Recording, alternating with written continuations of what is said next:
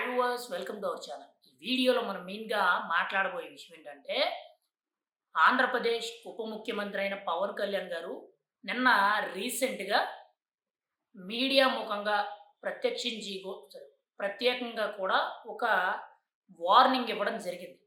Warning ఎవరికనంటే ముఖ్యంగా కూటమి ఎమ్మెల్యేలు, ఎమ్మెల్సీలు, నాయకులు వీళ్ళందరిని ఉద్దేశించి చాలా గట్టిగా ఇవ్వడం జరిగింది.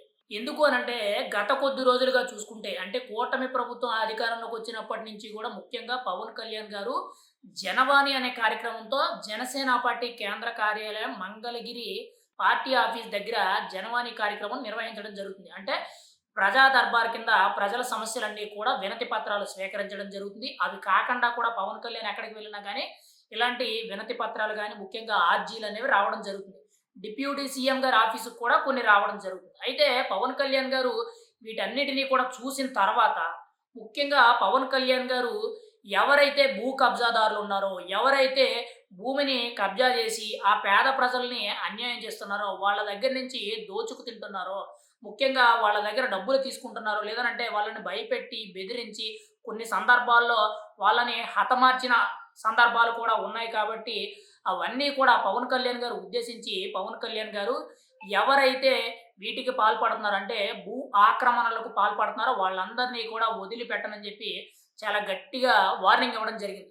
ఇది కూటమి నేతలకి పైగా గతంలో జరిగిన వైఎస్ఆర్‌సీపీ ప్రభుత్వ హయాంలో కొన్ని వందల ఎకరాల భూములనే కబ్జాలయినియి. ఆ కబ్జాలకు సంబంధించిన ఆర్జీలు, వినతిపత్రాలు ఇప్పుడు రావడం జరుగుతుంది.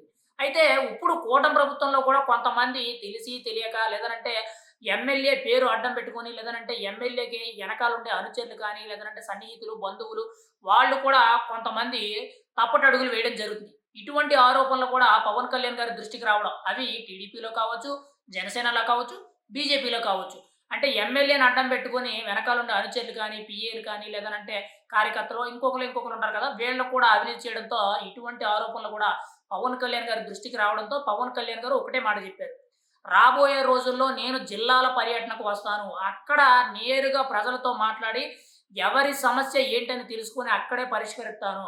ఆ సమస్యకి ముఖ్యంగా బాధితుడు ఎవరైతే ఉన్నారో ఆ బాధితుడిని మోసం చేసి, భయపెట్టి తన దగ్గర భూ కబ్జాలు గానీ, ఇలా అవినీతికి పాల్పడిన వ్యక్తి కూటమి ప్రభుత్వానికి చెందినవాడైనా కానీ, గత ప్రభుత్వ వైఎస్ఆర్‌సీపీ నాయకుడైనా కానీ, లేదనంటే బయట వ్యక్తి అయినా కానీ ఎవరినైనా కానీ వదిలిపెట్టను. తాట తీసి కూర్చోబెడతానని చెప్పి పవన్ కళ్యాణ్ గారు చాలా గట్టిగా ఆదేశాలు ఇవ్వడం జరిగింది. ఖచ్చితంగా రాబోయే రోజుల్లో నేను ముఖ్యంగా విశాఖ, కాకినాడ జిల్లాల్లో పర్యటిస్తాను. ఆ తర్వాత మిగిలిన జిల్లాల్లో ముఖ్యంగా రాయలసీమ ప్రాంతాల్లో కడప, కర్నూలు, అనంతపురం జిల్లాల్లో కూడా పర్యటిస్తాను. గత 5 ఏళ్లలో ముఖ్యంగా కడప, కర్నూలు, అనంతపురం, ఈ కాకినాడ, విశాఖ ఈ జిల్లాల్లో ముఖ్యంగా భూ ఆక్రమణలు చాలా భారీ స్థాయిలో జరిగాయని చెప్పి చాలా వినతి పత్రాలు రావడం జరిగిందని చెప్పి పవన్ కళ్యాణ్ గారు చెప్పడం జరిగింది.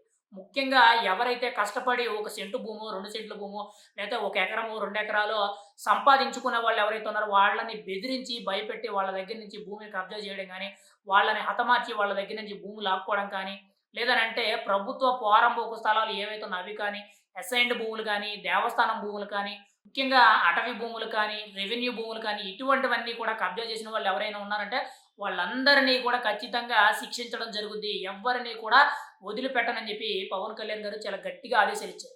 అది కూటమి నేతలైనా కానీ, వైఎస్ఆర్‌సీపీ నేతలైనా గాని, ముఖ్యంగా వైఎస్ఆర్‌సీపీ నేతల మీద గతంలో ఎక్కువ ఆరోపణలొచ్చినియి. స్టిల్ ఇప్పటికి కూడా వస్తున్నాయి. వాళ్ళతో కొంతమంది చేతులు కలిపి ఎవరైతే తప్పటడుగులు వేత్తన్నారో, తప్పుదారి పడుతున్నారో వాళ్ళని కూడా వదలనని చెప్పి పవన్ కళ్యాణ్ గారు చాలా గట్టి ఆదేశాలిచ్చారు.